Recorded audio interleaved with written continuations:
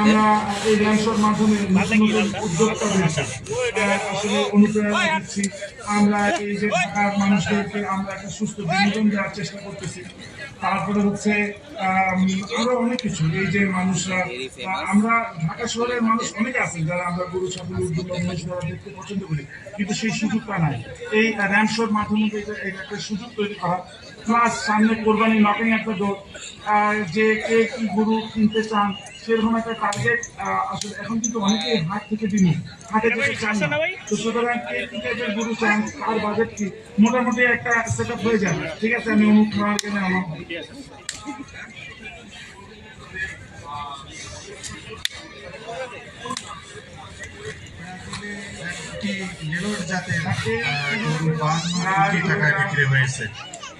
খামারের নাম কি? খামারের নাম কি? R A Agro. কোথায় এটা? R A Agro Ashulia. Ashulia কোথায়? উসপাড়া। আউটপাড়া। আউসপাড়া। আউটপাড়া। আশুলিয়া আউটপাড়া। Agro single